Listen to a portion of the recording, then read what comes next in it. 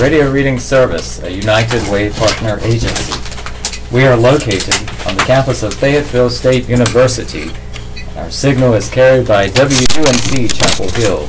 Today is Monday, November 20th, 2017, and your radio hosts today are Beverly Simonette and Robert Bean.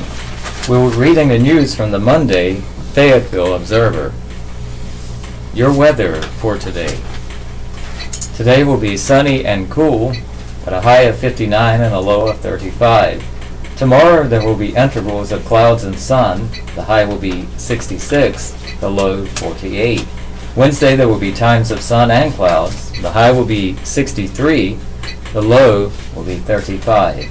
And on Thursday will be mostly cloudy and cooler, a high of 54, a low of 32. And Friday will be mostly cloudy with a stray shower. The high will be 57, the low 34. Winter outlook. The National Oceanic and Atmospheric Administration has predicted warmer and drier conditions than usual for the southeastern U.S., with a possibility of drought developing in scattered areas. You can follow Chick Jacobs online at FO_weather on Twitter. Today in history. Today is Monday, November 20th, the 324th day of 2017. There are 41 days left in the year.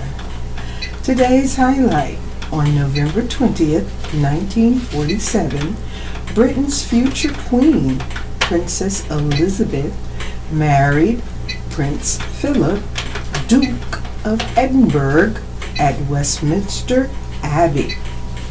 In 1620, Peregrine White was born aboard the Mayflower in Massachusetts Bay. He was the first child born of English parents in present-day England. Birthdays: actress-comedian Kay Ballard is 92 years old today. Actress Estelle Parsons is 90. Comedian Dick Smothers is 79. Singer Norman Greenbaum is 75 years old. Former Vice President Joe Biden is 75 today. Broadcast journalist Judy Woodruff is 71. Actor Samuel E. Wright is 71. Singer Joe Walsh is 70. Former NFL player Mark Gastineau is 61 today. Actress Mingna is 54. Rapper Sindog of Cypress Hill is 52. Country singer Dierks Bentley is 42 years old today. And our listener, Emily Skinner, has a birthday today. Happy birthday, Emily. Daybreak, need to know. Church security. The Harnett County Sheriff's Office will hold a church security presentation Tuesday at 6:30 p.m. at the Harnett County Governmental Complex Commons area on 305 West Cornelius Harnett Boulevard. Pastors and church representatives are invited. The presentation will include identifying vulnerabilities using a security risk assessment, adopting a security plan, and answering questions about firearms on church property. Clash of the Carriers. The exhibit is on display through February 4th at the Airborne and Special Operations Museum in downtown Fayetteville. On loan from the Australian National Maritime Museum, Clash of the Carriers, the Battle of the Coral Sea, highlights 4 days in May of 1942 that changed naval warfare forever. Video content includes interviews with American and Australian veterans of the battle. It is free. Dickens Carriage Rides. The Downtown Alliance will sponsor horse-drawn carriage rides during a Dickens holiday on Friday from 1 to 9 p.m. Wagon rides go on sale at noon that day, but tickets for the Cinderella carriages may be purchased in advance. Reservations are recommended. Call 223-1089 for more information, or 678-8899 to reserve and pay in advance. Tickets are $15 per adult and $10 for children for the Cinderella carriage rides. And Blanket Drive. The Awakening Movement Incorporated ministry is sponsoring the Cover Me campaign through December 23rd. The ministry is collecting new and gently used blankets and clothing for the homeless and needy families.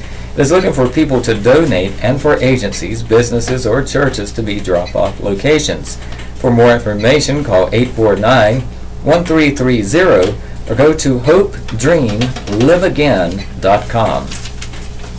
Caring 7 group prepares to feed hungry on Thanksgiving. Edward Banks is a charter member of Caring 7 Plus, a group that has been feeding the homeless on Thanksgiving since 1996. But Banks, 73, stresses it's not his organization. This is God's organization, he said. We're just the stewards over it.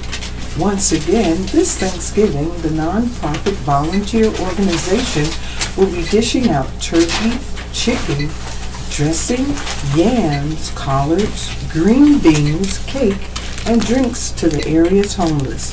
For years, the meal was served at the Dick's Drive-In restaurant, which closed in 2014 and was later demolished. On Thursday, meals will be served starting at 11 a.m. at Lamont Street Park, located at 121 Lamont Street. Banks said the group grew out of a discussion he had with his barber, Charles Morgan, more than 20 years ago. He was getting his hair cut at Midway Barbershop on Bragg Boulevard when Morgan ventured the idea of feeding the homeless on Thanksgiving. There's a photo of the men serving food. Caring Plus President Murphy Coleman left and Jerry Huggins prepared food on Thanksgiving in 2015. The group will provide meals again this year at 11 a.m. at Lamont Street Park. I said, okay, you've got that razor in your hand. I'll do whatever you want, Banks said. Morgan was the first president and is still involved with the group. Murphy Coleman is the current president. 7 volunteers started the group. Hence the name. It has since grown to 13 members. Banks said the volunteers used to do all the cooking. Now he said the turkey is donated by K&W Cafeteria and the chicken comes from Walmart. It's not sliced turkey, it's real turkey, Banks said. That's one thing we stipulated. It has to be real turkey. Banks said the group usually feeds between 850 and 1,000 people. Most are homeless, but he said the group serves whoever gets in line. The effort is personal for Banks. He said he was homeless for a time in the late 1950s and early 60s in Newark, New Jersey. It's an important thing to do because someone helped me when I was homeless and hungry, he said. I tried to pay them, but they said just help someone along the way. Public safety, Cumberland County, arrest.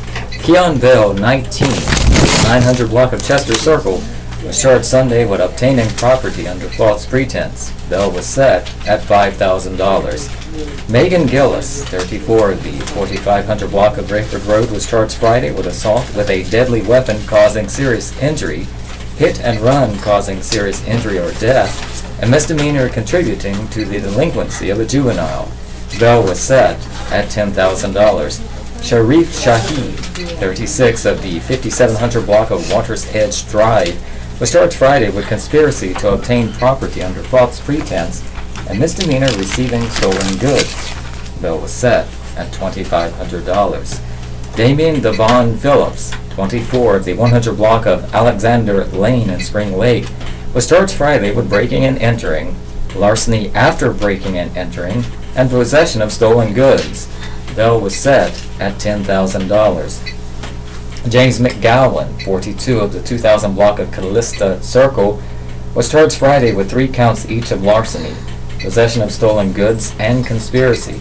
Bell was set at $15,000.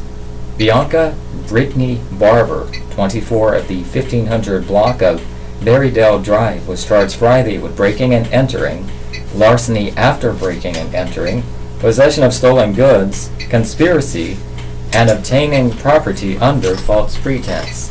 Bail was set at $10,000. Brandon James Southgate, 30, of the 200 block of Stewart Farm Lane in Spring Lake, was charged Friday with breaking and entering, larceny after breaking and entering, possession of stolen goods, and obtaining property under false pretense. Bail was set at $4,000. The Morrow Philip Shaw, 31, of the 200 block of Gillespie Street, was charged Friday with sex offense residence violation.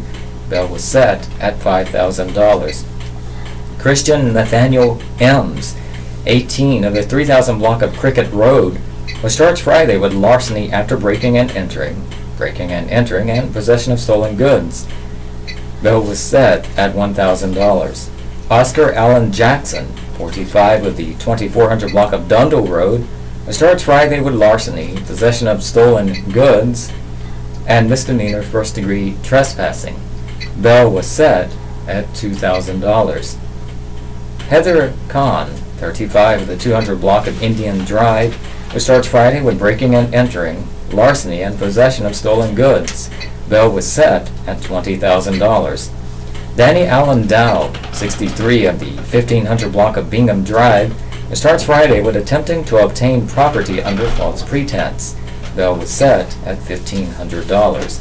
Marquise Daquan DeWitt, 23, of the 1000 block of Brook Hollow Drive, was charged Saturday with attempted first-degree murder and assault with a deadly weapon with intent to kill or inflict serious injury. Bail was set at $250,000.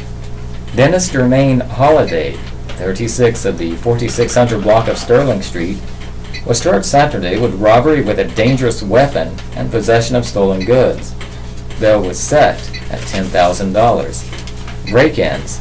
The 800 block of Crescent Commons Way was reported at 6:01 p.m. Saturday. A laptop and televisions were taken. The 400 block of Squirrel Street was reported at 2:45 p.m. on Saturday. Nothing was reported taken. And the 7500 block of Lau Harris Road was reported at 6:24 p.m. on Saturday. Nothing was reported taken. These are the items for today's public safety. Today's Monday morning. Princesses Get Royal Help with Art Project by Paul Wilverton. Shortly before 5 p.m. Friday, a gaggle of girls and their parents gathered on the street in front of Greg's Art Pottery and Gifts in downtown Fayetteville. They were the second of 3 groups of little princesses that day, many dressed in gowns, tiaras, and glittery slippers, to visit the pottery shop to paint Christmas ornaments and meet grown-up princesses at the start of this year's holiday season. Inside, Aurora the Sleeping Princess, Elena the Spanish Princess, and Tiana the Frog Princess from the Sprinkle Pop play. Entertainment company were waiting in their crowns and gowns. The doors opened at 5, and the 17 girls ages 1 to 6, plus a 2-year-old boy, more interested in the paints than the ladies in fancy dresses, filled the tables in the gallery. Many of the girls could barely wait to meet the princesses. I like to see the excitement on the little girls' faces because they are so excited. It's like sheer joy, said gallery owner Kelly Hathaway. The definition of sheer joy is when you see those little girls' faces with the princesses. Hathaway is the daughter of the Greg in the gallery's name. 4-year-old Morgan Watson, one of the girls who wore a princess dress, got a bit tongue-tied when Tiana stopped to talk to her. Tell her your name, Morgan's mother, Marie Watson said. Morgan said. Then she paused. Her mom urged her to keep going. My name is Morgan, she said. That's a beautiful name, Princess Tiana said. In between princess visits, there was decorating to be done. Each child had a plaster ornament with a star embossed on the front. a tray of yellow, white, and orange pigments, and a fistful of paintbrush. The younger one soon had the color smeared into a dull brown, a shade only a mother or father would love on a Christmas tree ornament. The older ones were more precise in painting the star and ornamental stripes. There was no color mixing for them. After about 35 minutes, the painting was done. Hathaway collected the ornaments for glazing and firing. The girls lined up for pictures with the princesses. By 5:45, all was done. Tiana, Elena, and Aurora got a brief break, and Hathaway put out more ornaments, paints, and brushes as the next group of little princesses gathered outside the door for the 6 o'clock session. And on the Tuesday after Thanksgiving, the parents can come back to the pottery shop to pick up the shiny little ceramic stars. The bits of plaster may hang on the Christmas trees for decades to come. Transit Center to open today. Fast multimodal center construction began in August of 2014. After more than a year and a half delay and a budget overrun of $1 million, the Fayetteville Area System of Transit Multimodal Center will open its doors this morning. Around 5:30 a.m., city buses will begin their routes at the new center at the corner of West Russell and Robinson Streets downtown, said Nathan Walls, a spokesman for the city of Fayetteville. City Manager Doug Hewitt said the project helps make Fayetteville more competitive with larger cities with similar facilities, such as Durham and Greensboro. The city of Fayetteville is very happy to unveil the new fast multimodal center, offering residents a much better, safer, and attractive transfer center for fast riders and customers of Megabus and Greyhound, Hewitt said. The new center replaces a temporary transfer site on Person Street that the city has used since 2003. The 34,000 square foot facility has 16 covered areas for passenger loading. The center also will serve Greyhound, Southeastern Coach, and Megabus intercity bus lines, the city said in a news release. The center includes food and drink vending machines. There's also a space for food vendors to come. Construction began in August of 2014 after the city awarded a contract to Construction Systems Incorporated and a design contract to a team led by Bergman Associates of Charlotte. City officials said at the time that the projected cost of the center was $11.6 million. It was slated to open in April of 2016, but faced numerous delays due to issues with the generator, North Carolina Department of Environmental Quality soil cleaning permit changes, failure of underground site utilities, not property approved, and issues with welding. The total cost ended up being $12.6 million, Walls said. Randy Hume, the city's transit director, said the city will seek to recover financial damages it has incurred from the contractor and also possibly the project architect. The construction contract allows for the city to receive damages for up to $1,000 per day that the project was delayed. Recovery could be as far back as the initial open date, which was supposed to be April 2016, Hume said via email. Settlement or mediation discussions are normally used to resolve any claims or counterclaims to determine the final damage amount. Settlement discussions are not open to the public. If the city ends up in litigation, that trial would be public, Hume said. The new center also will start offering Sunday bus service on November 26th. The Sunday hours will be 9 a.m. to 7 p.m. and is expected to serve an average of 1,241 passengers each Sunday.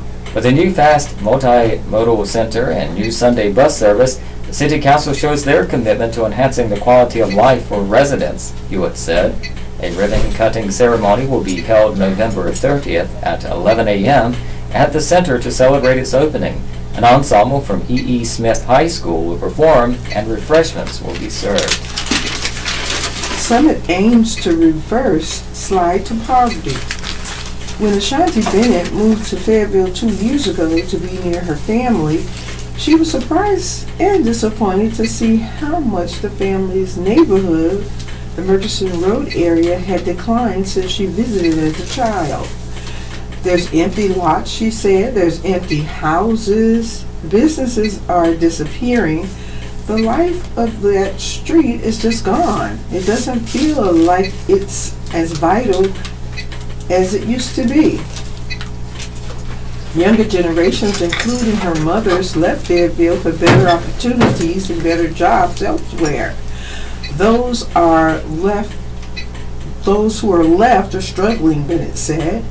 Bennett wants to see Fayetteville grow and succeed, to become a destination city. So on Saturday, she was among 215 people who attended the Pathways for Prosperity Summit in a meeting hall at the Cumberland County Department of Social Services, organized by Fayetteville City Council Kirk DeVerde and Larry O'Wright, County Commissioner Chairman Glenn Adams, and others. Participants discussed the causes of poverty in Fayetteville and Cumberland County and advance ideas on what should be done to reverse it. Pathways for Prosperity was founded after a series of articles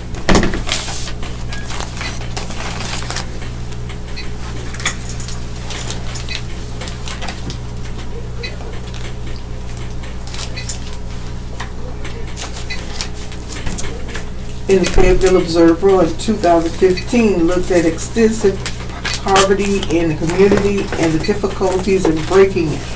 The summit's participants included many of the usual faces seen at events such as these: elected officials, volunteers, and employees of advocacy agencies and government organizations.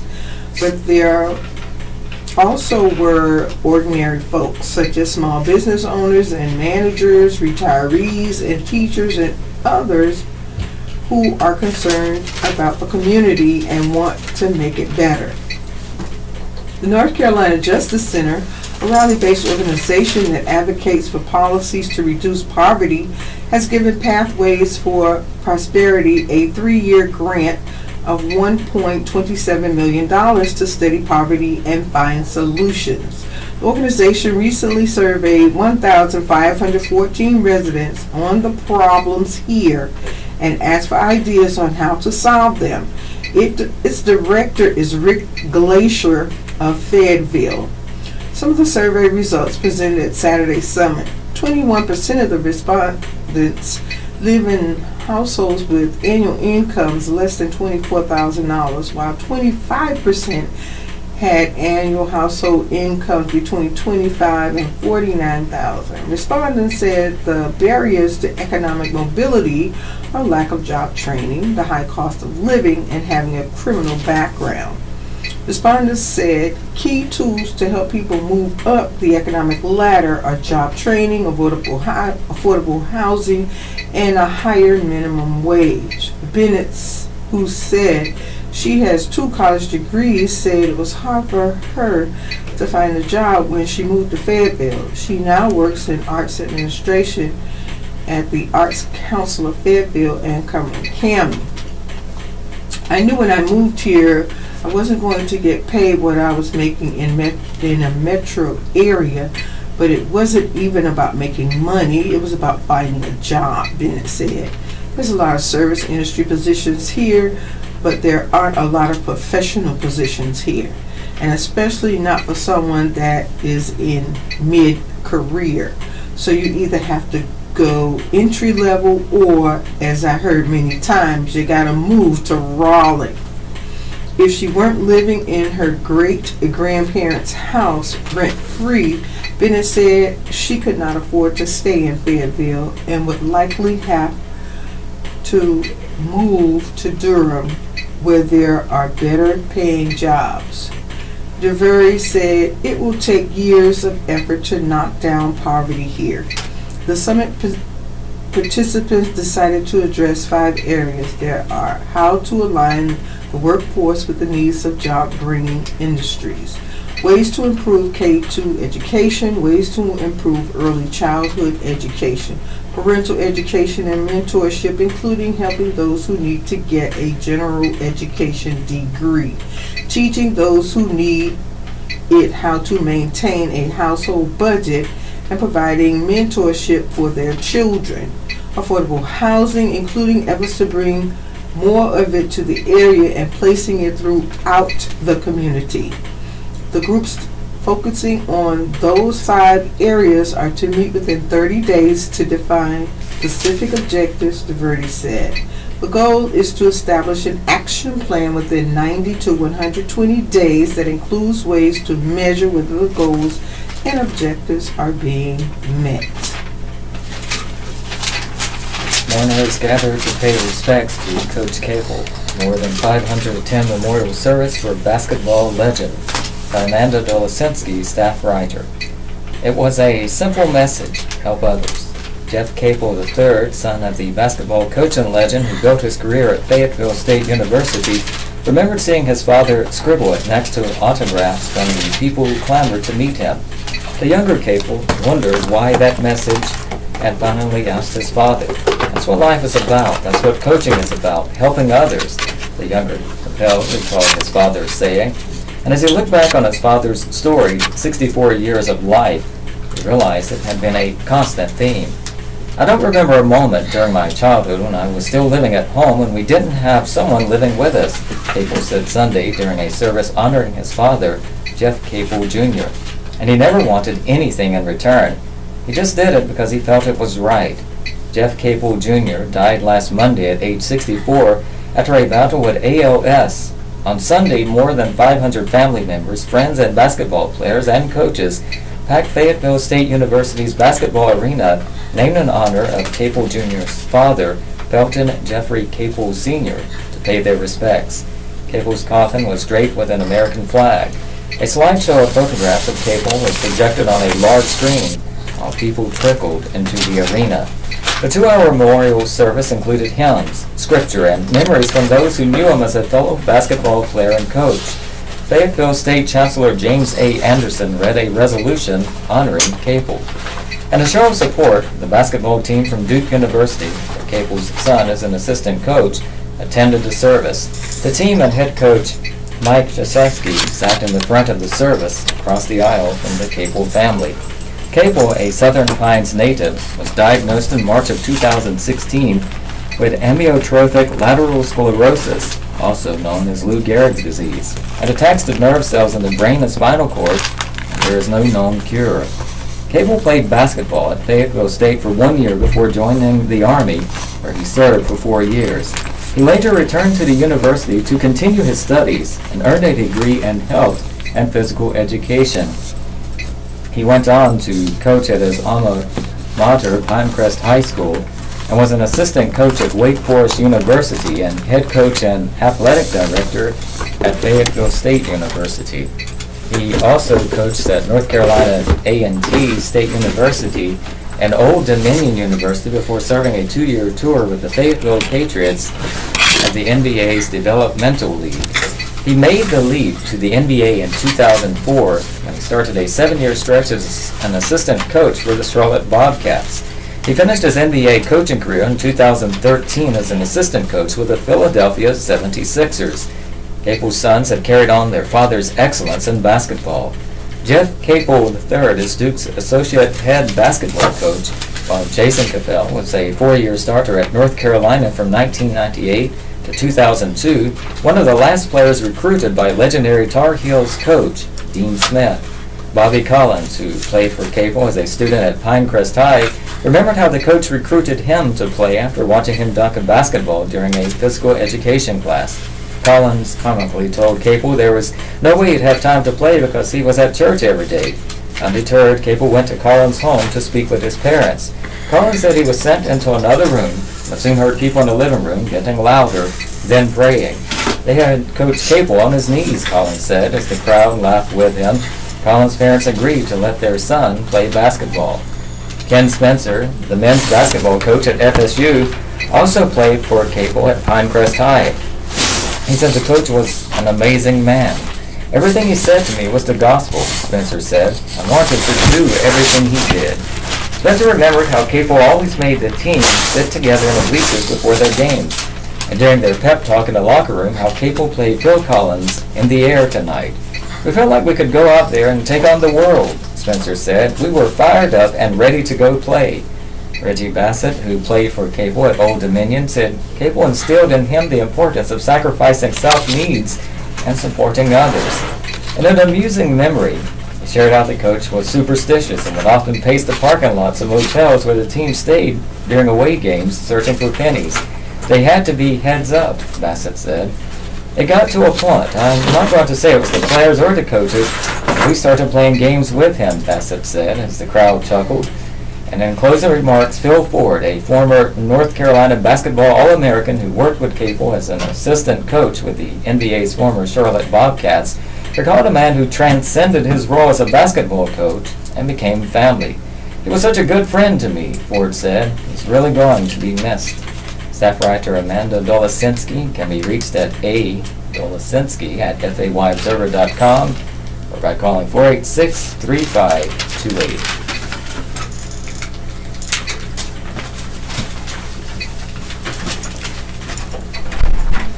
2 months after Maria, Puerto Rico struggles to recover. The lights remain off in bustling cities and in small rural villages. Gas generators, the only alternative to the down-powered lines that seem to be everywhere, continuously hum outside hospitals and bodegas. When night falls, it's the glow of car lights, not street lights, that helps break through the darkness. 2 months after Hurricane Maria tore through Puerto Rico, much of the U.S. territory still lacks electricity. Even in areas with power, such as the capital city of San Juan, residents must deal with daily blackouts. A lack of reliable electricity coupled with widespread destruction of roads and bridges have led hundreds of thousands to flee Puerto Rico for the mainland U.S. And some economists predict decades of stagnation for an island that already was struggling financially. In recent days, Puerto Rico Governor Ricardo Rosselló announced that the island, through the work of Puerto Rico's Electric Power Authority, had restored power to 50% of the Commonwealth. Rosselló has said the island will reach 80% generation by the end of November and 95% by mid-December, goals that some here have called unrealistic. In contrast, the U.S. Army Corps of Engineers estimates that 75% of the island will regain power by the end of January. Rosello's bond proclamations came before the resignation Friday of the Power Agency's Director Ricardo Ramos. In the flurry of controversy over a $300 million contract awarded to Whitefish Energy Holdings to rebuild the island's power grid. Federal authorities have been investigating the contract awarded to the small company, which is headquartered in the Interior Secretary Ryan Zink's Montana hometown. The deal, signed shortly before Maria hit, was canceled last month as it faced scrutiny. Rosello said Ramos had become a distraction as the Commonwealth works to rebuild an electrical grid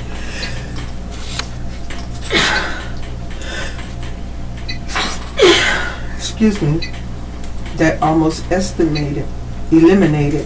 was almost eliminated by the storm. On Saturday, Lionel Alexis Perez walked down a narrow street in Anasco, a city about 27,000 people with views that overlook the Caribbean Sea. He wore a special necklace, a black cell phone charger he carries with him everywhere so he can power up his phone when he finds electricity. Perez's house is without power and still flooded after the unrelenting rains that have pounded the island. The floodwaters have made it dangerous for him to use a generator. For several weeks, Perez has powered up thanks to the generosity of friends with generators. He also spends evenings at the home of his neighbor, Ricardo Prosper.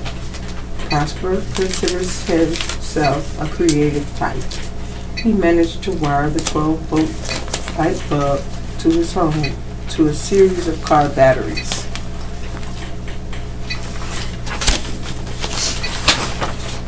This is the Southeastern North Carolina Radio Reading Service, a United Way partner agency.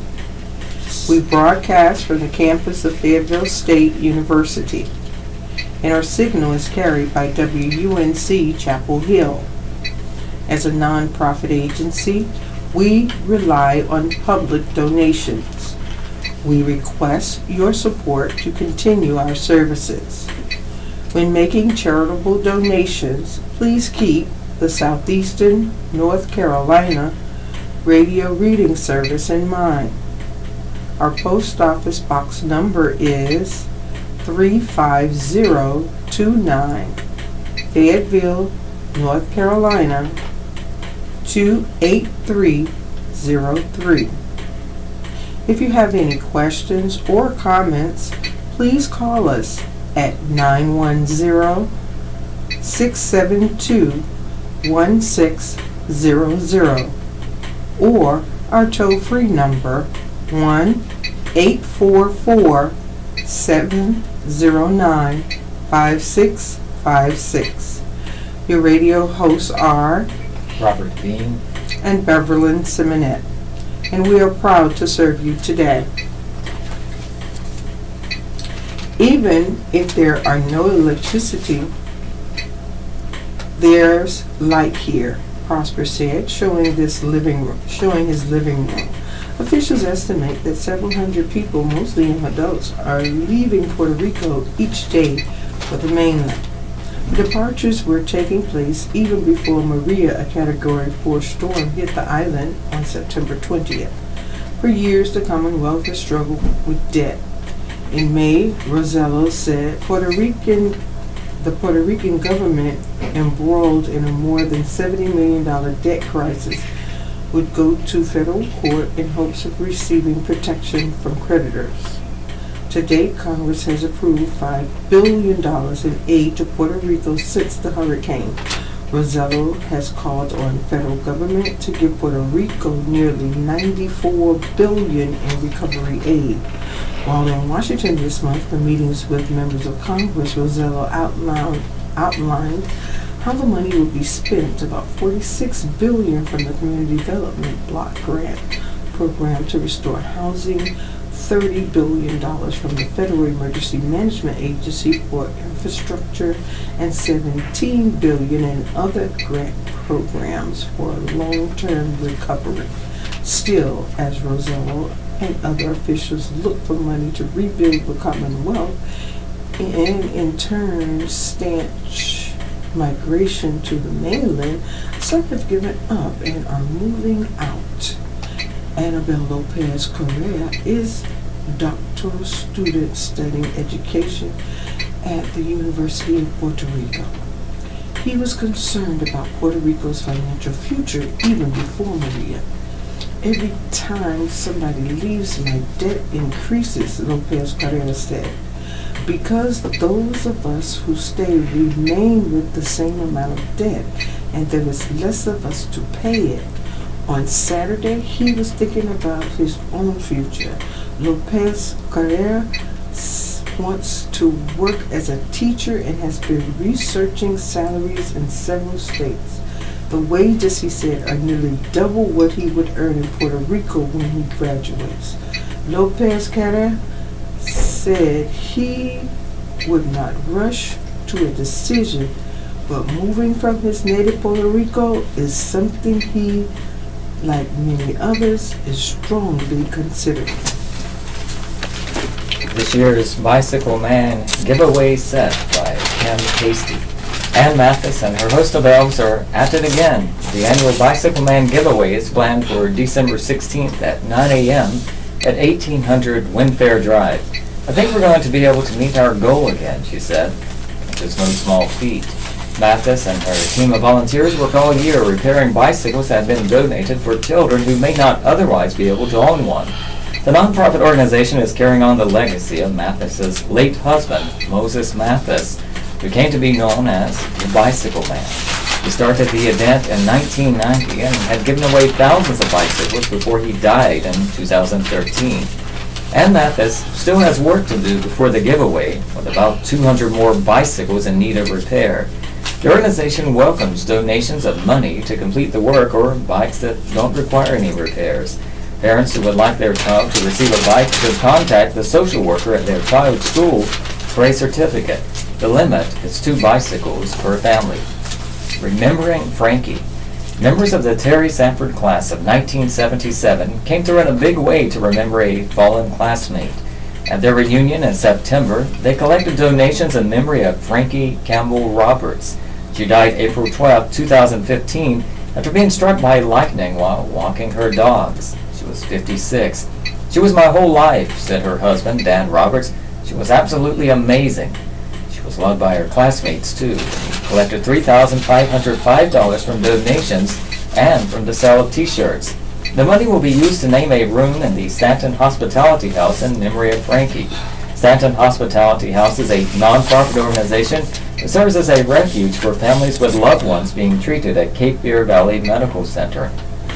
Linda Higgins and Melinda Craven had the idea for our 40th class reunion to raise money for charity while having fun, said Martha Bach, a member of the class of 1977 and executive director of the Stanton Hospitality House.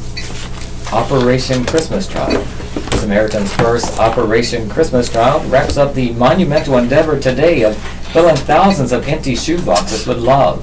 People across the Cape Fear region are among those who have filled the boxes with school supplies, hygiene items, and toys. Operation Christmas Child will deliver the shoe boxes to children affected by war, disease, disaster, poverty, and famine. Led by enthusiastic project coordinator Carolyn Devane Hare, Tiny Long Branch Baptist Church in Audreyville has done its part. The church, with a congregation of about 60 active members, surpassed its goal of filling 100 of the boxes. Church members make sure that each box contains a bar of soap, washcloth, toothbrush, pencils with a sharpener, coloring books and crayons, and one wow gift of small toy lip balm or a piece of jewelry. This year, the church's effort was boosted by social media. A friend of Harris from a Facebook Bible study sent 2 boxes of items from Connecticut along with a donation, and other friends who learned of the effort through Facebook also sent items. That's because they want to help and are my friends, Harris said, trusting me with the items that travel all over the world to people we will most likely never hear from. Kim Hasty can be reached at khasty@fayeobserver.com or by calling 486-3591. Hope Sheriff's Office like family to Deborah Boudreaux. At the Hope County Sheriff's Office, Deborah Boudreaux was more than just an employee. The thing about Debbie, Sheriff Hubert Peterkin said, was even though she was not the oldest person employed there, she was like a mother to the agency. Deborah Faye Boudreaux, 59, died November 6. Peterkin said she died of complications from pneumonia. Her son, Jeremy Boudreaux, said she also suffered from a lung condition. For the past 11 years, Boudreaux worked at the Sheriff's Office in Rayford.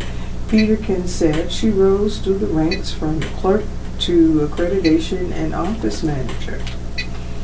One of Boudreaux's more important tasks was handling the paperwork and other details to ensure that a department maintained its national accreditation, Peterkin said.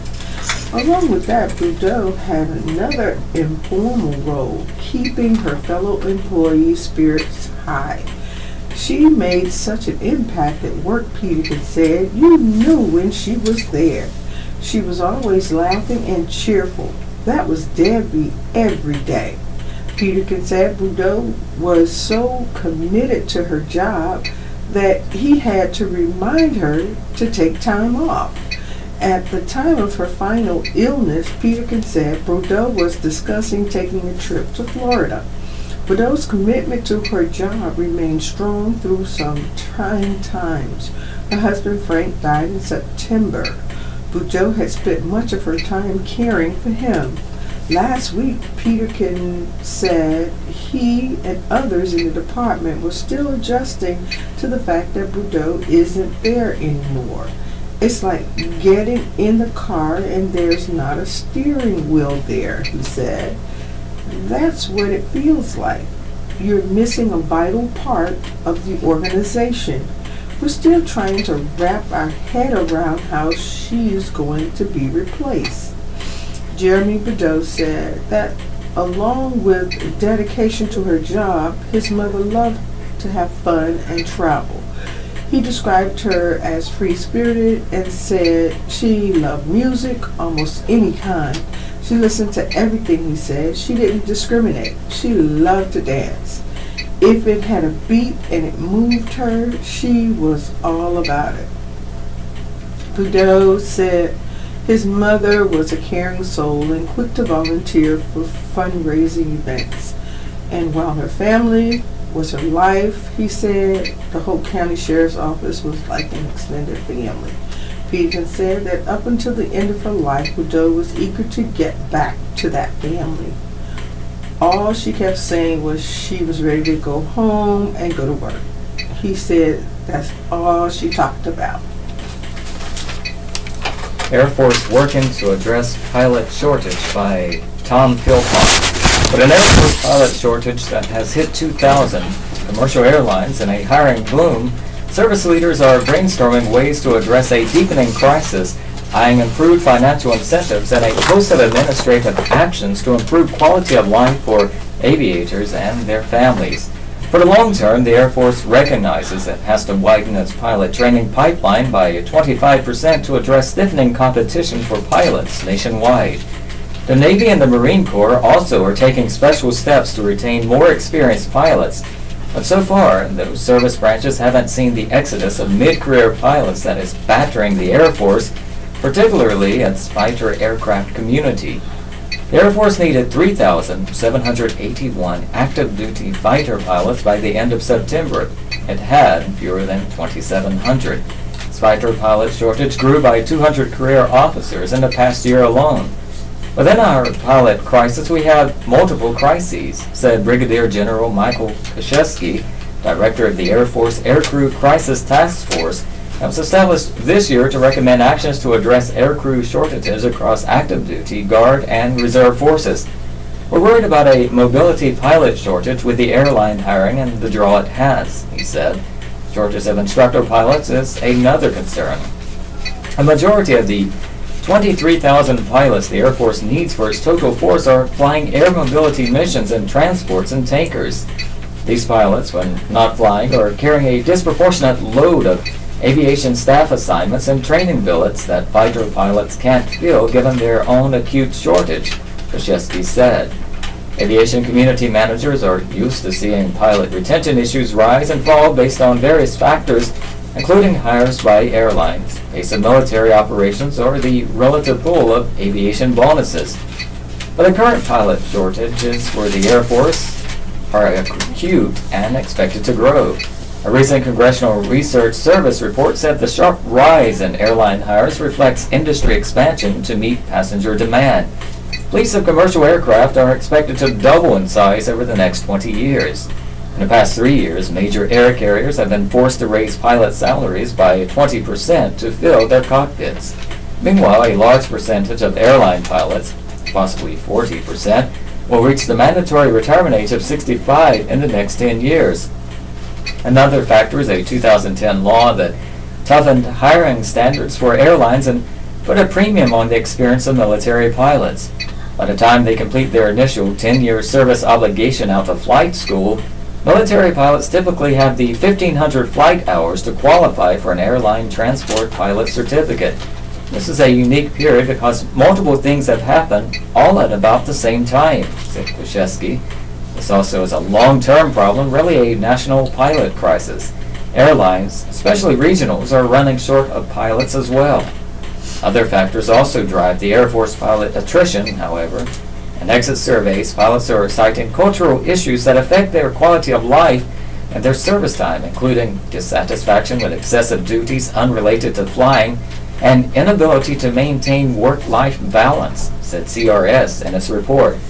The task force has proposed reducing administrative requirements on air crews, reducing requirements for fighter pilots to fill 365-day deployments, reducing off-station exercises, cutting ancillary training, and hiring contractors to handle some administrative duties. The Air Force also looks to increase training capacity with new squadrons, add incentives for instructor duty, and is engaging with the industry on cooperative solutions to mutual pilot shortages, the CRS said. At a recent State of the Air Force press briefing, General David Goldfein, Air Force Chief of Staff, said his service wants to retain every pilot it can as it builds capacity to produce more. The nation overall, he said, doesn't produce enough aviators to meet demands of military, business, and commercial aviation. The military, therefore, intends to work with the industry to solve the crisis, he said. The long-term fix, said Koshesky, is to grow our way out of this, and so it's going to take a while to get in place what we need to start producing more pilots. That effort is made more difficult by Congress failing routinely to pass stable, predictable defense budgets on time, forcing the services to operate at least through the first 3 months of every fiscal year under a continuing budget resolution, which freezes program spending at previous year levels. Last year, Congress increased peak aviation incentive pay, or flight pay, payable after 14 years of service, from $840 a month to $1,000 a month. It also raised the ceiling on pilot retention bonuses from $25,000 a year to $35,000 a year. The services vary actual bonuses based on need, trying to keep enough pilots with experience for every type of platform. Recently, the Air Force has fallen woefully short. Pilots are offered bonuses after completing their initial 10-year commitments. They take it, or they leave active duty. You're sitting at the 11 or 12-year point of your career. If you sign a 5-year or longer bonus, you're essentially committing until retirement at 20 or more years, Koshesky said. In fiscal 2013, every Air Force pilot community exceeded or came close to meeting the target of a 65% bonus take rate. Bomber pilots had an 81% take rate, rescue pilots 94%, and fighter pilots 63%. By fiscal 2017, however, Air Force rescue pilots alone surpassed the target. Only 35% of fighter pilots, 44% of air mobility pilots, and 46% of bomber pilots opted to remain on active duty. Part of the problem is the Air Force got smaller, yet missions and operational tempo haven't eased, Koshesky said. With fewer aircraft, deployments are more frequent, and pilots spend more time away from families. Yet when pilots come home, they find the flying hours they crave cut due to tighter budgets and maintenance challenges. It's not until squadrons begin their pre-deployment training to restore their readiness that pilots are again satisfied with their cockpit time. It's multiple compounding problems that are starting to snowball here, Koshesky said. Pilots hired by airlines soon have compensation packages that far exceed what the military could offer. Aviators also know that the sooner they accept industry jobs, the sooner they set their seniority number for the airlines. They know that thousands more pilots will be in the pipeline behind them, which is going to directly relate to their quality of life in terms of schedules and aircraft they fly. It's all based on seniority in the airline industry, said Koshesky. We're emphasizing the value proposition in the Air Force, he said. Money is a factor, but it's not the factor, because people join to do amazing things, work with amazing people, and with the world's greatest technology, and live a life that matters. We cornered the market on that, and we're trying to balance that with what's the right amount of financial compensation. The Defense Authorization Bill for fiscal 2018 requires a U.S. Comptroller General report on the severity of the national pilot shortage by April 30th to include how airline compensation has impacted military pilot retention, the wisdom of requiring the services to make a business case for raising pilot bonuses above $35,000, and the adequacy of Air Force efforts to improve non-monetary incentives to retain more pilots. To comment, write Military Update, P.O. Box 231111, Centerville, Virginia 20120, or email milupdate@aol.com, or on Twitter, Tom Philpott, Philpott, at military_update. Military retailer sees uptick in online shopping. The Army and Air Force Exchange Service reported a 120% surge in online sales after opening online shopping to millions of veterans earlier this month. The exchange extended online shopping benefits to all honorable discharge veterans on Veterans Day, November 11th. New customers to shopmyexchange.com or other exchange websites now receive the same discounts and tax-free shopping as active duty troops. According to officials, the extension grew the exchange's potential patron pool from 11 million people to about 30 million people. That includes an estimated 100,000 veterans in the counties immediately surrounding Fort Bragg and nearly 700,000 veterans in North Carolina. Online shopping for the exchange over the Veterans Day weekend was 3 times higher than the previous year, officials said. This Veterans Day, the exchange had the privilege of saying, "Welcome home," to those who raised their right hand, took an oath, and served our nation. Exchange Director and CEO Tom Shull said in a release, "We are humbled by the response to the launch of this benefit and look forward to continue serving our nation's veterans with military exclusive pricing and service." Earlier this month, Shull said the expansion of shopping benefits was the first offered by the retailer since 1990. When National Guard and Reserve troops were welcomed as customers. The exchange is one of the nation's largest retailers and is operated by the Department of Defense, with stores typically found on military installations. The retailer, based in Dallas, self-funds the vast majority of its operations. Approximately 2/3 of its profits are used to support a number of programs at Fort Bragg and other military installations, including physical fitness centers, child care, school lunch programs, and other quality of life initiatives. Last year, that support totaled more than $380 million. Previously, the vast majority of veterans were not eligible to shop at the exchange stores. Their customers were limited to currently serving troops and families, retirees, and 100% disabled veterans, among others. In the months leading up to the expansion, more than 24,000 veterans generated $5.6 million in sales for the exchange during a test period. Shoppers must first register at vetverify.org. Officials with the exchange have said they expect at least 500,000 new online customers by the end of the year. You can get information from military editor Drew Brooks. He can be reached at dbrooks@fayettevilleobserver.com or 486-3567. And this is the Southeastern North Carolina Radio Reading Service, a United Way partner agency. We broadcast from the campus of Fayetteville State University, and our signal is carried by WUNC Chapel Hill. As a nonprofit agency, we rely on public donations. We request your support to continue our services. When making charitable donations, please keep the Southeastern North Carolina Radio Reading Service in mind. Our address is P.O. Box 35029, Fayetteville, North Carolina 28303. If you have any questions or comments, please call us at area code 910-672-1600 or toll free at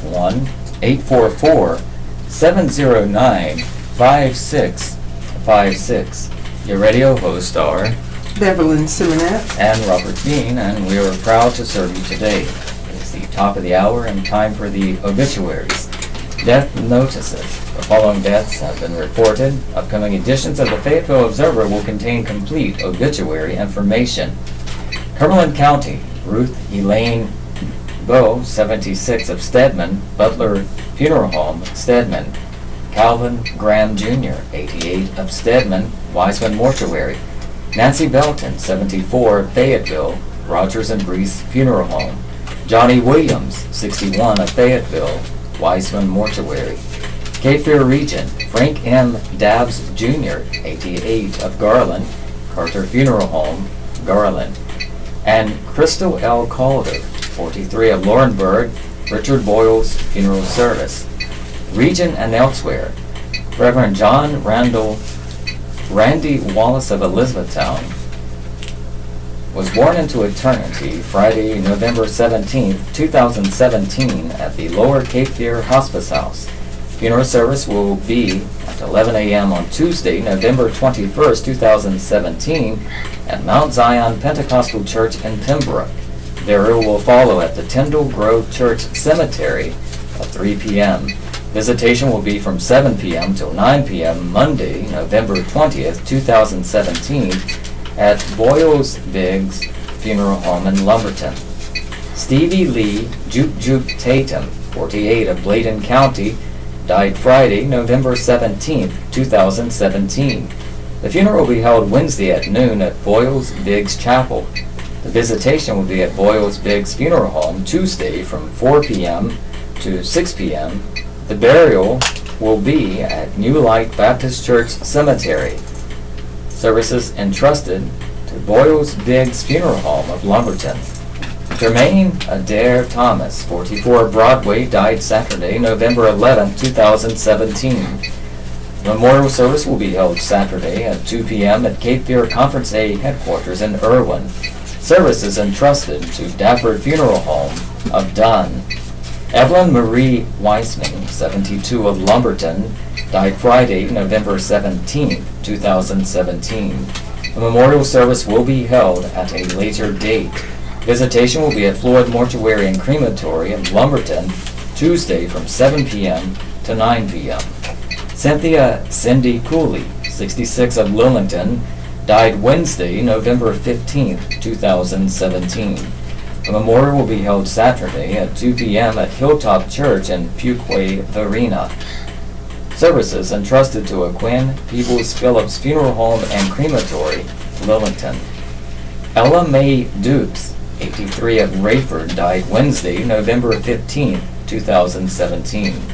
A funeral will be held Tuesday at 1 p.m. at Freedom Chapel AME Zion Church on 270 New Freedom Church Road in Rayford. The viewing will be held at Buey Funeral Home Chapel on 543 Vass Road, Monday from 1 p.m. to 6 p.m. The burial will be at the church cemetery. Services entrusted to Buey Funeral Home. Karen Lloyd, 60 of Laurinburg, died Thursday, November 16, 2017. The funeral will be held Tuesday at 1 p.m. at St. Mary's AME Zion Church in Laurel Hill. The visitation will be at Purcell Funeral Home Chapel in Laurinburg Monday from 6 p.m. to 7 p.m. The burial will be at Pinecrest Cemetery in Gibson. Services entrusted to Purcell Funeral Home of Laurinburg. Michael Jean Landreth, 30 of Elizabethtown, died Friday, November 17, 2017. The funeral will be held Tuesday at 2 p.m. at Bladen Gaskins Funeral Home, and the visitation is also at Bladen Gaskins Funeral Home. Will be on Tuesday from 1 p.m. to 2 p.m. The burial will be at White Plains Presbyterian Church Cemetery. Services are entrusted to Bladen Gaskins Funeral Home.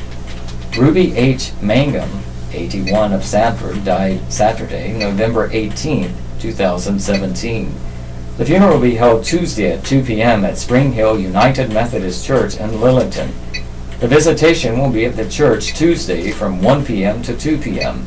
The burial will be at the church cemetery. Services entrusted to Aquin Peebles Phillips Funeral Home and Crematory of Lillington. Frank M. Dabbs, 88, of Garland, died Saturday, November 18, 2017. The funeral will be held Wednesday at 2 p.m. at Garland Pentecostal Free Will Baptist Church. The visitation will be at Garland Pentecostal Free Will Baptist Church Wednesday from 1 p.m. to 2 p.m., and the burial will be at Garland Cemetery. Service is entrusted to Carter Funeral Home.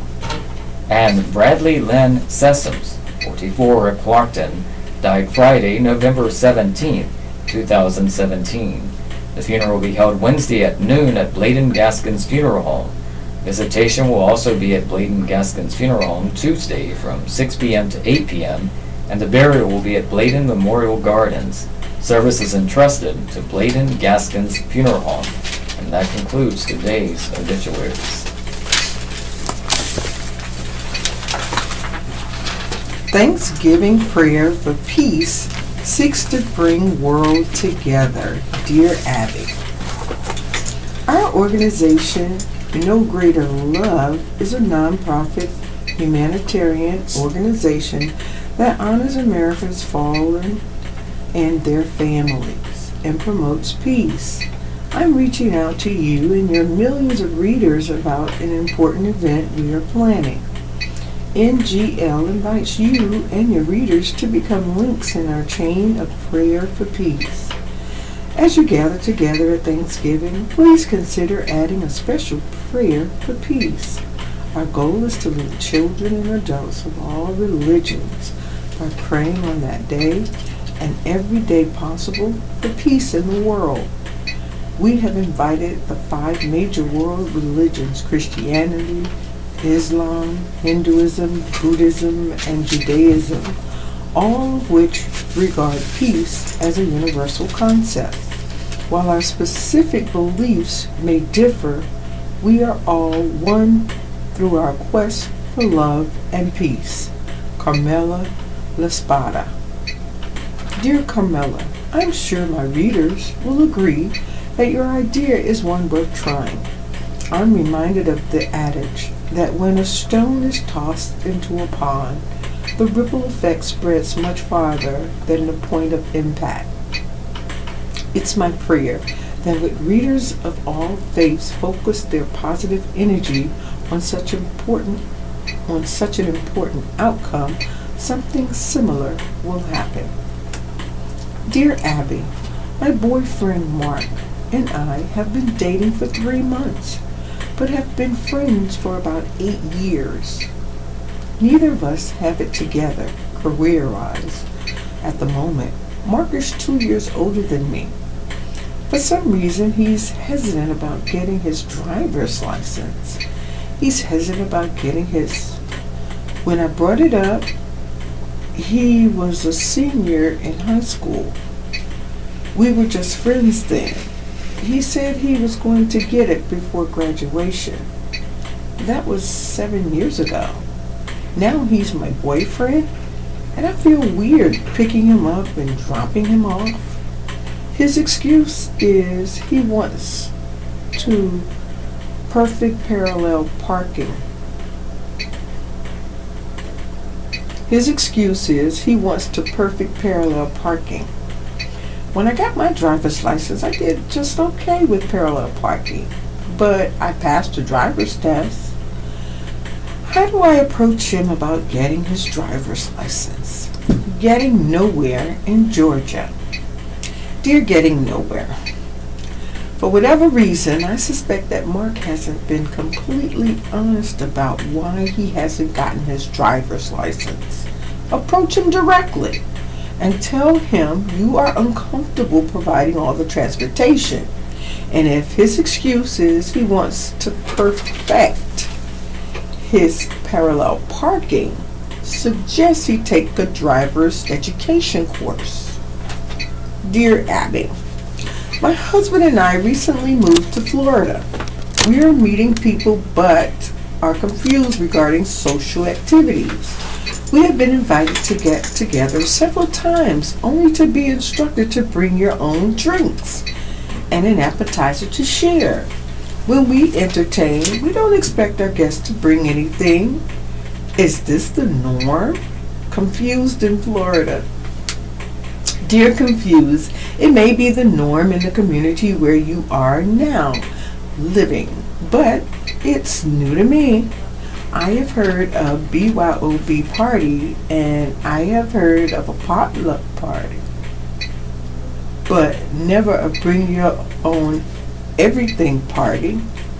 Readers can write to Dear Abby at dearabby.com or P.O. Box 69440, Los Angeles, California 90069.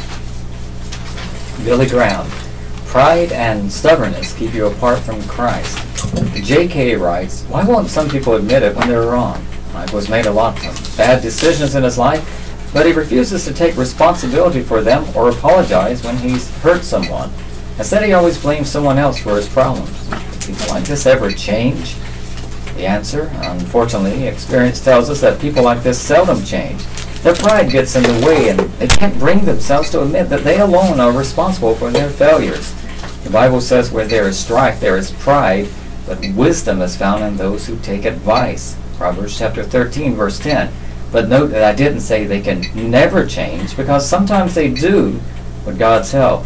I think, for example, of King Nebuchadnezzar in the Old Testament. As the ruler of the Babylonian Empire, he was the most powerful person in the world.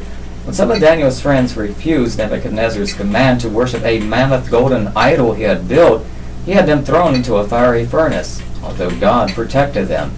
Daniel warned him to repent of his evil ways and to turn to God, but he refused. See Daniel chapter 4, verses 27 through 30. In time, however, Nebuchadnezzar lost his sanity and also his throne. In his distress, he humbly turned to God, and God delivered him and restored his power. His life was changed, and he issued a decree declaring that I, Nebuchadnezzar, praise and exalt and glorify the King of heaven, and those who walk in pride he is able to humble. Daniel chapter 4, verse 37. Pray for your uncle. God will help him admit his pride and help him realize his need to open his heart and life to Jesus Christ. Pray too that you will be an example to him of true humility and Christ-like love. Readers can write to the Reverend Billy Graham at the Billy Graham Evangelistic Association, 1 Billy Graham Parkway, Charlotte, North Carolina 28201, or call 877-2-GRAHAM. The website for the Billy Graham Evangelistic Association is at billygraham.org. Horoscope by Stella Wilder. If you were born today, you are one of those rare individuals who seems to know precisely what is right and wrong in any given situation, whether your judgment pertains to a philosophical position or personal behavior. You are almost unshakable in your beliefs and confident that events will play out in such a way that your views are upheld and supported. Scorpio, October 23rd through November 21st. You must look closely at the road beneath your feet today, as you can't afford to be tripped up by something you don't notice. Sagittarius, November 22nd through December 21st. You can move faster in certain directions than usual, but you must move more slowly in the direction from which you are being called. Capricorn, December 22nd through January 19th. You have all the right reasons for doing a certain something in your head, but you can't seem to make them a reality. Aquarius, January 20th through February 18th. Your reasoning differs from that of many who are facing you from across a certain current battleground. Why not listen more than talk? Pisces, February 19th through March 20th. The attention you receive today may be misinterpreted by someone who feels you're doing little to deserve current accolades. Aries, March 21st through April 19th. It's a good time to get down to business and to bring to the fore some issues that have been buried for much too long.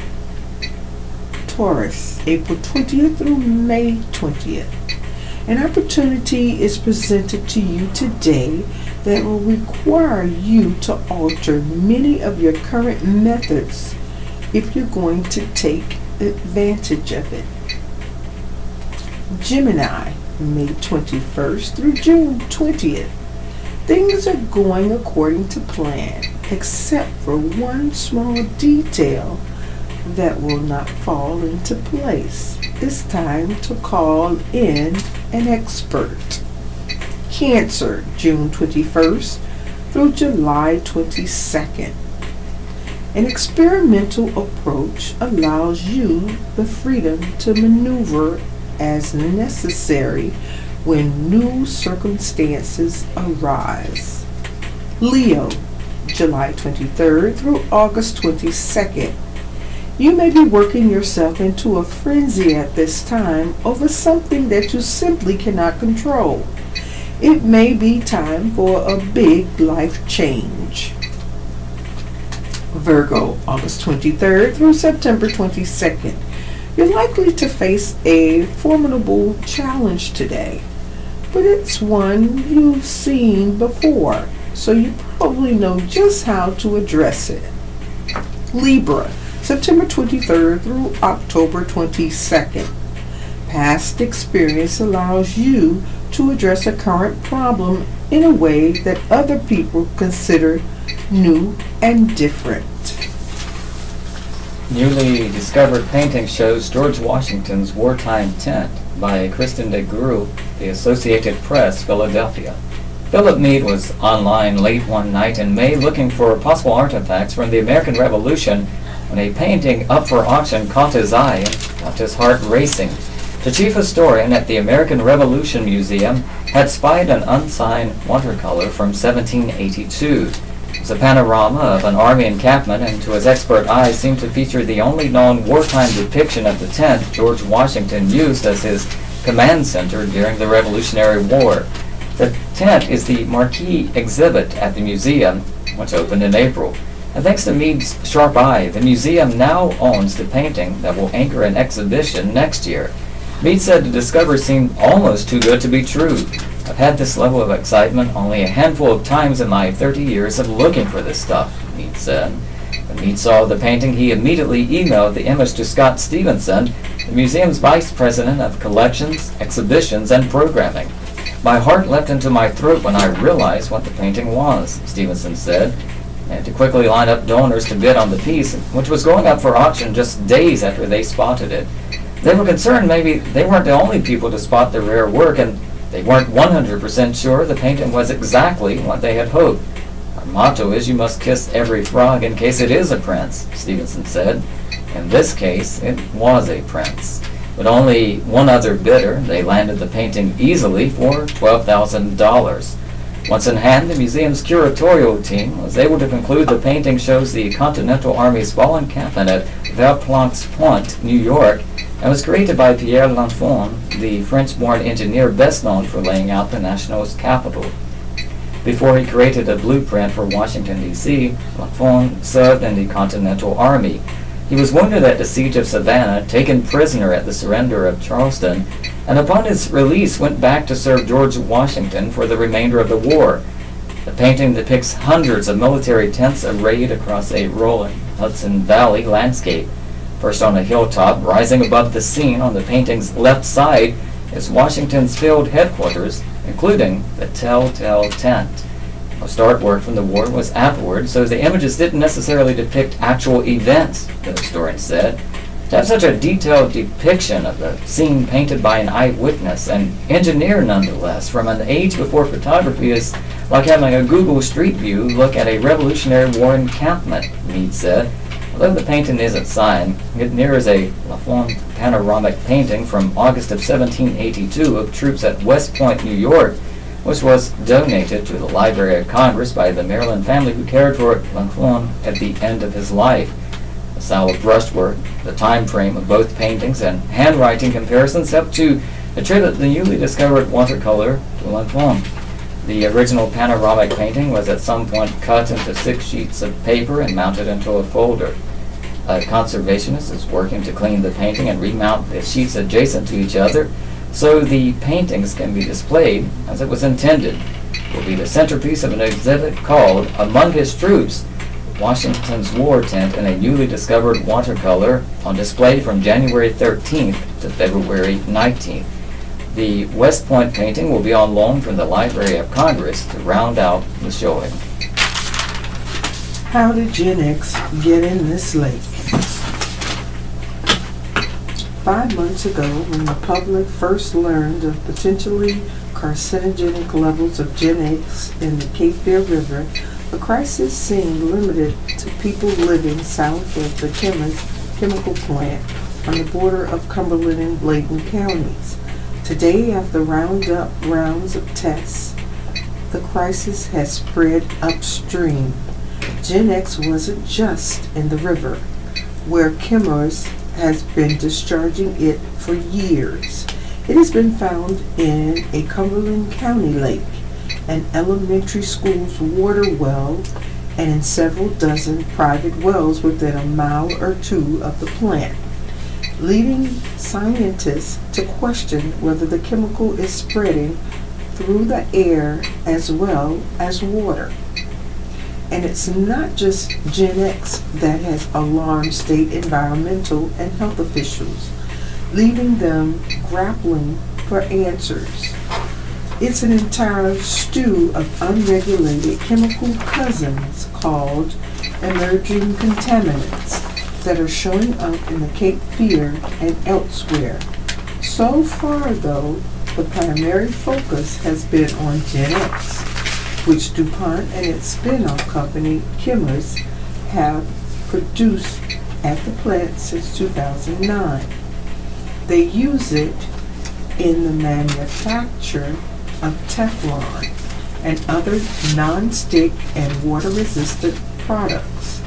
Before that, DuPont produced C8 at the plant, another potential carcinogen that was phased out because it doesn't break down as easily and posed an even bigger health environmental threat. DuPont and Chemours settled a class action lawsuit for $670 million in February because of C8 contamination in a plant in West Virginia. In the Cape Fear region, environmental officials announced this month that 2 lakes, one above the Chemours plant and one below it, have been contaminated with Gen X at levels that far exceed state health guidelines of 140 parts per trillion. The concentration of Gen X in Marshwood Lake was found to be more than 6 times higher than those guidelines. Marshwood Lake is in Cumberland County, less than a mile north of the Chemours boundary. The level of Gen X in the lake at Camp Dixie, a Christian-based retreat in Bladen County, also far exceeded the standard. State officials say the lakes are safe for swimming. Chemours and the state have been testing wells within a mile of the plant and plan to expand the testing perimeter. So far, 50 wells with levels of the Gen X above state health standards have been found, including 11 of the 13 wells tested at homes surrounding Marshwood Lake. Duane Holder, an assistant Cumberland County manager, said water sampling needs to be done until the edge of the contamination is found. The county is concerned about the issues of contaminated water, groundwater, and will continue to be concerned until we know the full extent of the problem, he said. Meanwhile, state lawmakers, scientists, and researchers have been scrambling to try to get ahead of the crisis. At least 2 special legislative panels and a recently reconfigured Science Advisory Board are looking at potential short-term remedies and long-term solutions. The State Department of Environmental Quality and North Carolina Department of Health and Human Services have been heavily involved. Cumberland County officials have been slower to react, largely because it appeared to be a downstream problem at first. That has since changed. We have questions, says Glenn Adams, chairman of the Cumberland County Board of Commissioners. We're monitoring the situations to make sure everything is done in the best interest of the citizens of Cumberland County. The worst thing in all of this is the fear of the unknown. On Tuesday, Cumberland officials met with the representatives of Kimmers, the Fayetteville Public Works Commission, and Bladen County to discuss getting public water to people with contaminated wells. We need to look at short-term solutions, and we need to think about long-term solutions, Adams said. Bottled water is not a long-term solution. Kevin Dew, who lives at Marshwood Lake, knows that all too well. Marshwood Lake sits in the bowl, surrounded by a sprinkling of houses and trailers along a road carved out of the sand on the southern edge of Cumberland County. Kevin Dew said his grandfather and great-uncle dug the lake out of the marsh in 1964. Dew owns a home here, one with a picturesque view of the from a bay window in his living room. The chemist plant is less than a mile away. In the winter, Dew said, he can see blinking lights atop the plant's smokestacks. Dew and other homeowners were here speculate that the contamination of their lake and well water came not through aquifers or underground springs, but by air and wind. Kimmers has a permit to release Gen X and other chemicals into the air. How else do have his neighbors wonder, could Gen X travel uphill?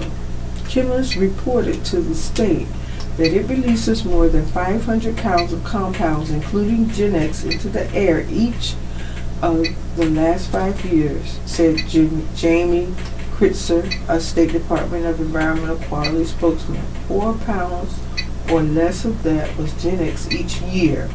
A single closely related chemical made up the bulk of the release into the air, according to the figures Kimmer provided the state. All of the emissions were estimated by the company based on a chemical process model.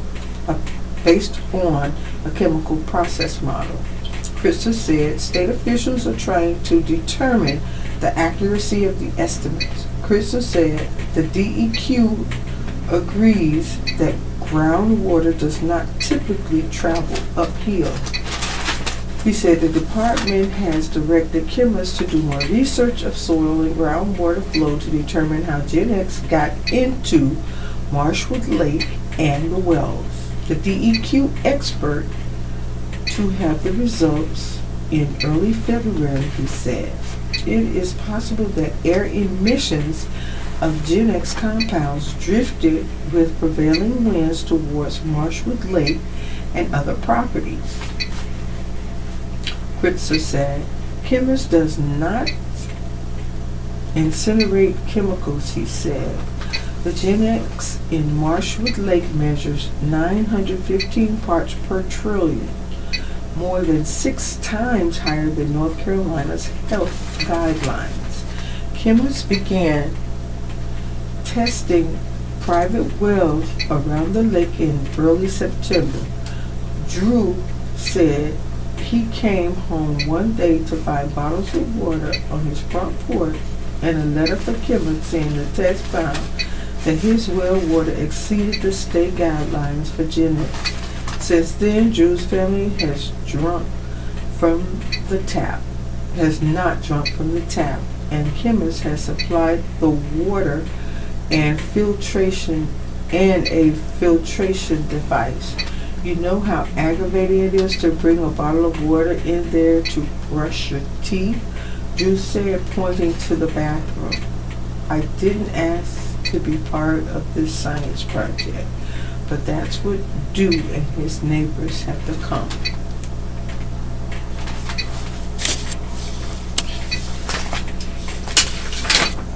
This is the Southeastern North Carolina Radio Reading Service, a United Way partner agency. We broadcast from the campus of Fayetteville State University, and our signal is carried by WUNC Chapel Hill. As a nonprofit agency, we rely on public donations. We request your support to continue our services. When making charitable donations, please keep the Southeastern North Carolina Radio Reading Service in mind. Our post office box number is 35029, Fayetteville, North Carolina 28303. If you have any questions or comments, please call us at 910-672-1600 or our toll-free number 1-844-709-5656. Your radio hosts today are Robert Bean and Beverlyn Simonette, and we are proud to serve you today. Continuing, but that's what Drew and his neighbors have become. Dwayne and Tracy Eatman live on a small farm across Marshwood Lake Road from Dew. They raise cattle and chickens and tend a large garden. Dwayne Eatman suffers from multiple sclerosis and wonders whether DuPont and Chemours are to blame. There is no link between the disease and chemical compounds the companies produce. After it found the Gen X in the Eaton's well, Chemours advised against drinking the tap water or using it to cook. The company also recommended that the Eatmans rinse their vegetables with bottled water before eating them. But the Eatmans aren't taking any chances. They won't eat the vegetables or eggs from the farm until tests are done to ensure their safety. We've already contaminated our bodies enough with the water. We don't need to add to it if the food is contaminated, Tracy Eatman said. The Eatmans have lived on their farm since 1992. About a dozen years after they moved in, Tracy Eatman said she went to Delaware twice to attend DuPont shareholders meeting to express her concerns over C8, which has been linked to cancer in lab animals. Traces of C8 were found in the lake back then, and it was found in high concentrations in monitoring wells around the plant. Now the couple has another water crisis on their hands. Tracy Eatman said the Gen X in her home's well measured 340 parts per trillion. That's 200 parts per trillion more than the state guidelines. She said Chemours didn't test the wells she uses for her animals. We're angry. We're frustrated, she says. All we want is clean water, like we thought we had. Eatman says she's losing sleep worrying about Gen X.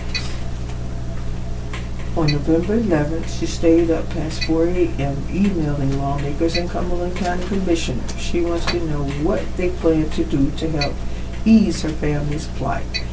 She said only Cumberland County commissioners Adam and Larry Lancaster have emailed her back. The Fayetteville Observer is requesting interviews with region lawmakers for this story. Heard from State Representatives Elmer Floyd in Cumberland County, Ted Davis of New Hanover County, and William Grissom, whose district includes Bladen County. Floyd just got appointed to the House Special Select Committee on River Water Quality. He has yet attended a meeting, but said he has been studying the issue and committee's work. Davis, the committee chairman, said it is exploring how the state found itself in this crisis and what can be done to prevent something like this in the future. Although the committee was formed in response to Gen X and the Cape Fear River, Davis said its work will be used to protect rivers throughout North Carolina. So far, he said, the committee has focused on fact-finding, calling in researchers and environmental and health officials to get a better understanding of the problems. We've got enough now to realize just how complex this issue is, and there is not an easy fix and an immediate fix, Davis said. The panel plans to hold another meeting after Thanksgiving, Davis said, this time to get recommendations on short-term solutions. He declined to say what those solutions might be, referring to wait until after the committee meets again. Legislative staff will compile a list of the recommendations in December, and the committee will vote on what should go before the General Assembly in the spring, Davis says. While the state seeks answers, Kimmels keeps finding itself in a deeper and deeper trouble. The DEQ announced Thursday that it was taking steps to stop Kimmels from dumping wastewater into Cape Fear River because the company failed to report chemical spills on October 6. Kimmels called the move unwarranted, saying it has worked in good faith to cooperate fully with all the department's requests. The utility that serves Wilmington gets its water from the Cape Fear and is unable to filter Gen X and other contaminants out of it. It announced that it will investigating reports of chemical emissions leaked 3 days earlier at the plant. According to the DQ, the leak lasted for about 13 hours before the company reported. President Floyd, the state lawmaker, said one of the immediate short-term solutions to the Gen X crisis is connecting public water lines to homes that have contaminated wells. Brisson said Bladen County now provides public water to some homes in southern Cumberland County, including along County Line Road. He said talks between counties have centered on providing Bladen water to homes with contaminated wells and getting Kimmels to foot the bill if it is proved responsible. If they are liable, then they are going to have to pay one way or another, Brisson said. But there is a potential problem with using Bladen water. Recent tests of the county's own wells for its water system found 2 with Gen X measuring 11 parts per trillion. While this is way below the state's health guideline, it is possible that higher concentration of Gen X could someday seep into those wells. Gen X is far from the only potential harmful chemical that has been found in Cape Fear River or in wells near the Kimmels plant. When Kimmels tested Matt Waters' wells, which is about a mile from the plant, it found levels of Gen X that far exceeded the state health goal. Unsatisfied with the scope of the test, Waters paid $800 to have his water analyzed for similar chemicals. That test found 15 chemicals in the water. Like Gen X, many of the compounds are among those substances called emerging contaminants. Little is known about the possible health effects. At an October meeting, DEQ Secretary Mike Reagan said the EPA's Toxic Substances Control Act lists 85,000 chemicals in its inventory of those North Carolina federal air quality rules regulate only 200 compounds, Reagan said. Gen X and other contaminants being detected in the river and wells aren't among those being regulated. Davis, the New Hanover County lawmaker, said monitoring unregulated compounds presents a huge problem. You can't monitor what you don't know, he said. The situation is complex, said David Andrews, senior scientist at the nonprofit Environmental Working Group.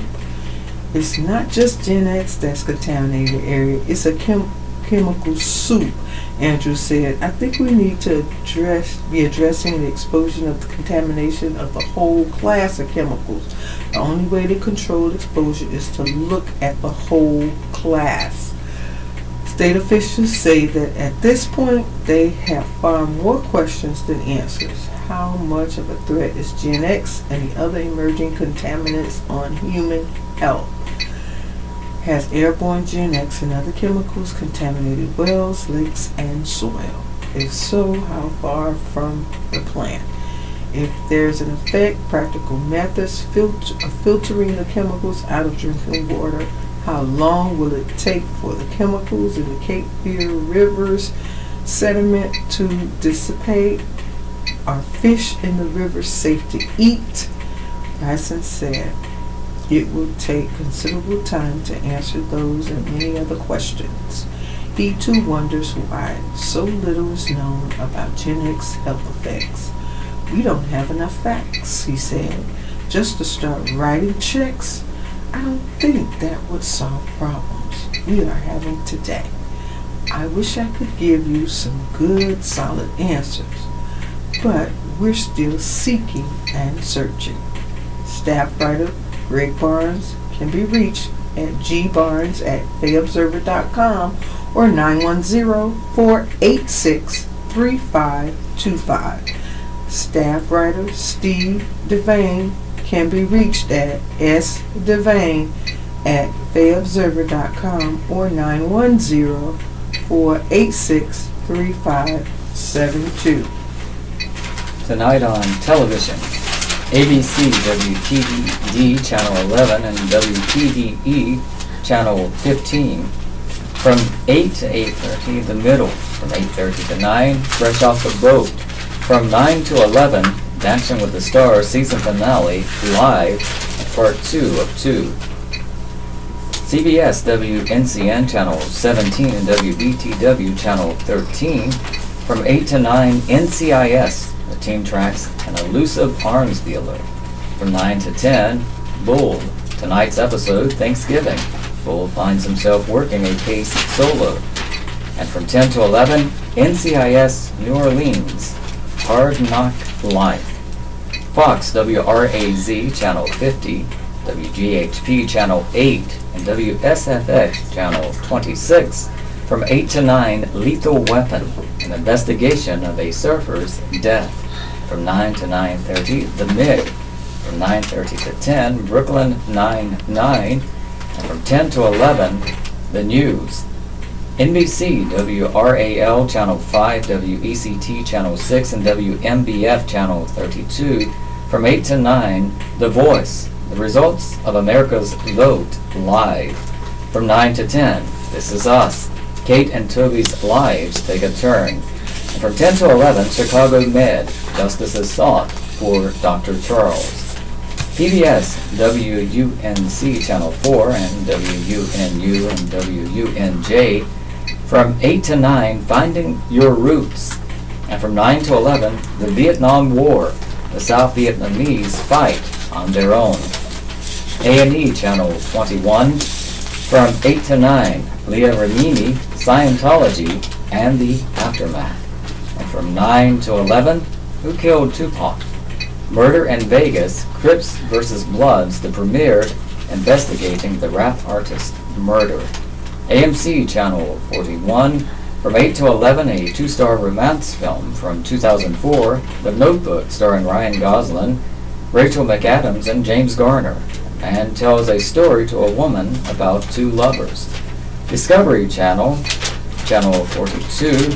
From 8 to 9, Moonshiners, Outlaw Cuts, Snake Bitten.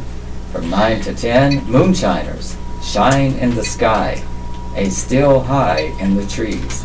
And from 10 to 11, Bushcraft Build-Off, High and Mighty. TVN Channel 68. From 8 to 9, Praise the Lord. From 9 to 9:30, Joseph Prince. From 9:30 to 10, Israel. From 10 to 10:30, Joyce Meyer. From 10:30 to 11, Leading. TBS Channel 24. From 8 to 10, 4 back-to-back episodes of The Big Bang Theory. From 10 to 10:30, Snoop Dogg, Joker's Wild. And from 10:30 to 11, Drop the Mic. Turner Classic Movies, Channel 54. From 8 to 10:30, a 4-star drama from 1956, Friendly Persuasion with Gary Cooper and Dorothy McGuire, Southern Indiana Quakers tried to stay out of the Civil War. And beginning at 10:30, a four-star war film from 1957, The Bridge on the River Kwai, starring William Holden and Sir Alec Guinness.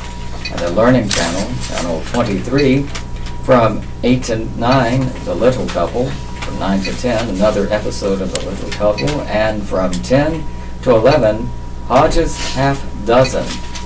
And that is on television tonight. In brief, pedestrian killed on Ramsey Street IDs. Fayetteville police have identified the pedestrian who was struck and killed while trying to cross Ramsey Street on Saturday night. The man was identified as Nathaniel Brown Jr., 48, of the 800 block of Old Wilmington Road. Police said Brown was trying to cross near Meadowcroft Drive about 11:12 p.m. when he was hit by a 1999 Toyota traveling north on Ramsey Street. Brown was taken to Cape Fear Valley Medical Center where he was pronounced dead. The driver of the Toyota was identified as Candace Washington, 29, of the 5700 block of Chalmers Court. Washington was not injured, police said in a news release. Part of Ramsey Street was temporarily closed. The police department's traffic unit continues to investigate. Anyone with information about the traffic crash is asked to call the traffic unit at 433-1830 or Crime Stoppers at 483-TIPS. That's 8477. Lori Williams, family of slain barber, still seeks answers. Family of Craig Johnson, who was found shot to death in a barber shop in 2005, will walk the Yadkin Road corridor today looking for information in his death. The family will meet with detectives outside the Lineup Barber Shop at 6376 Yadkin Road at 11 a.m. to canvass the area. They will be handing out flyers as they've done each year since Johnson was killed, hoping someone will provide information leading to an arrest. The family, the Fayetteville Cumberland Crime Stoppers Board, and the Governor's Office are offering a combined reward of up to $10,000 for information leading to the arrest of the person responsible for his death. Johnson, 35, was found November 20th in 2005 inside the barber shop. That's within sight of the Fort Bragg gate. He had been shot 5 times. Detectives learned that Johnson attended a party at Kelmscott Court about a mile from the barber shop on the night before his death. Anyone with information regarding the investigation is asked to call Detective D. Johnson at 224-3257 or Crime Stoppers at 483-8477. Amanda Dolinsky. Helping America isn't in Putin's plan by Jonah Goldberg. Toward the end of his 12-day trip to Asia, President Trump tweeted, "When will all the haters and fools out there realize that having a good relationship with Russia is a good thing, not a bad thing? They're always playing politics, bad for our country. I want to solve North Korea, Syria, Ukraine, terrorism, and Russia can greatly help." Trump has a point. Russia can, in theory, greatly help, but it probably won't, at least not greatly. It won't help because Vladimir Putin and his regime don't think helping America is in their national interest. Putin, a former ghoul of the KGB, subscribes to a theory of statecraft with deep roots in both Russian and Soviet history. During World War I, Vladimir Lenin advocated revolutionary defeatism. The idea was that winning the war was pointless since it was a battle between competing capitalist ruling classes. It would be better if everyone, including Russia, lost. The masses, he hoped, would then wage a civil war to overthrow their masters. The idea was derived in part from 19th century revolutionary socialist Nikolai Chernyshevsky, who coined the phrase, "the worse the better," which Lenin often quoted. The basic strategy worked well enough for the Bolsheviks. Lenin became the founding father of the Soviet Union, which brutalized and enslaved its own people and its neighbors for 70 years. The Soviet Union, despite its military might, was always a weak country. Any nation that has to rule by fear is by definition weak. If the Soviets could have invaded and defeated Western Europe and America, just as they had Eastern Europe, the Caucasus, and Central Asia, they would have. It's what Marxist-Leninism demanded, after all. But they couldn't, so they adapted. Before they could export revolution, as Leon Trotsky wanted, the first had to export revolutionary defeatism. And so for a half-century, the Soviets did what they could to undermine the West by sowing discord and strife. The idea was, as Marxist theorists had long put it, to heighten the contradictions of capitalism to force it to collapse. They developed a wide array of methods. Their propagandists fed conspiracy theories to gullible journalists and intellectuals in the 1930s and 1940s. In the 1960s, the Soviets tried to discredit Martin Luther King Jr. because his message of tolerance and nonviolence was inconvenient to their cause. Some want to believe that Putin saw in Trump a useful ally and that Trump volunteered for service. Again, that's possible. But I think the answer is more straightforward and obvious.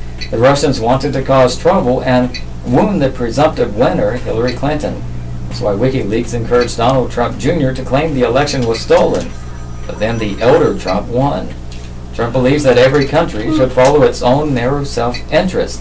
The only problem is that Russia's, or at least Putin's, definition of self-interest is at war with ours. Jonah Goldberg is an editor-at-large of National Review Online and a visiting fellow of the American Enterprise Institute. You can email him at jonascolumn@aol.com. Holiday gifts for readers. For the readers in your life, books are the perfect gift. Let the editors of Book World make it easy for you with these picks. The Best American Comics 2017, Ken Catcher, Hope Mifflin's Harcourt. It's a great time to be an American cartoonist, artist Ben Catcher declares in the introduction of this rich and witty collection of the best comics of the year. The book includes work by such cartoonists as Ed Piskor, Bill Griffith, Laura Palmer, and Gabrielle Bell at $16.19. Code Girls, the untold story of the American women code breakers of World War II. Liza Mooney. By Liza Mooney. The once secret story of the American woman whose code-breaking helped win World War II. Monday skillfully interweaves the history of the war and the evolution of military intelligence with the lives of the women who were racing to decipher enemy messages while dealing with sexism, romance, and the heartbreak at home. Cost $16.80. The Cooking Gene, a journey through African-American culinary history and the Old South by Michael W. Twitty. Twitty, a culinary historian who is partial to dressing in the period attire of antebellum slaves and writes the blog Afro Culinaria, chronicles his travels through the South, searching to understand himself through food and his family history. It's part memoir and part history of American slavery. Cost $18.89. The Essex Serpent by Sarah Perry.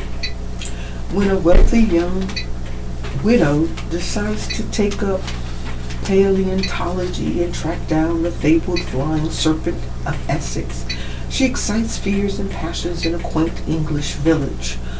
Though set in the 1890s, this is a subtly modern novel about science and belief. The cost is $21.44. Leonardo da Vinci, by Walter Isaacson. The Renaissance genius comes to life in an ambitious new study. Isaacson, who has written celebrated biographies of Albert Einstein, Benjamin Franklin, and Steve Jobs, draws a vigorous, insightful portrait of the world's most famous portraitist and concludes with worthy lessons we can all learn from Da Vinci. The cost is $21. Option B, Facing Adversity, Building Resilience, and Finding Joy by Sheryl Sandberg and Adam Grant. The Facebook executive's deeply personal self-help book, written with organizational psychologist Adam Grant, illustrates that nothing can inoculate us against grief, but intersperse among devastating scenes about the death of her husband in 2015 are powerful strategies for coping when your world feels as if it's falling apart. And it costs $14.99. The photo arc, One Man's Quest to Document the World's Animals by Joel Sartor. This stunningly illustrated book shows one man's race against time to record thousands of animal species around the world before environmental destruction snuffs many of them out forever.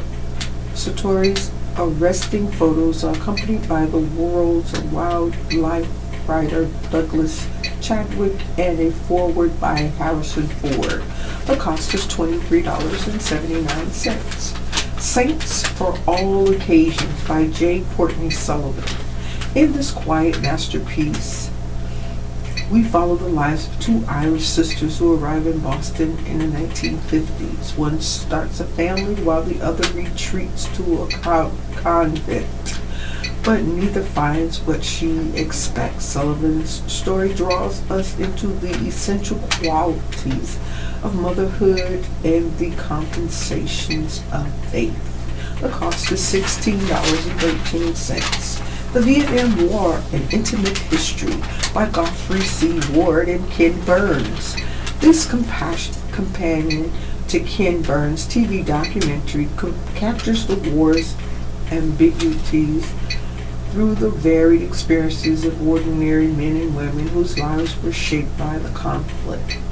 The volume includes many classic photos, but it also features hundreds of images likely to be unfamiliar even to experts on the war. The cost is $35.90. We Were 8 Years in Power in American Tragedy. Ta-Nehisi Coates' One World, a collection of essays that Coates published during the Obama years, including Fear of a Black President and the Case of Reparations. Interspersed into among these essays are personal reflections that provide the story of a writer at work, with all the fears, influences, insights that craft demands. The cost is $16.80. The Vanishing American Adult, Our Coming-of-Age Crises and How to Rebuild a Culture of Self-Reliance by Ben Sasse. The Republican senator from Nebraska warns that American culture is producing a generation of ignorant, passive young adults who don't read, have no grasp of civics, and don't embrace hard work because their meek helicopter parents have waited on the little darlings for far too long. Cost $17.67. And this concludes our reading of Monday's Fayetteville Observer, dated November 20th, 2017. The radio hosts have been Beverlyn Simonette and Robert Bean. For our radio listeners, we will now join the Raleigh Network for additional programming. Thank you for tuning us in. We've enjoyed being with you this morning. Have a wonderful day.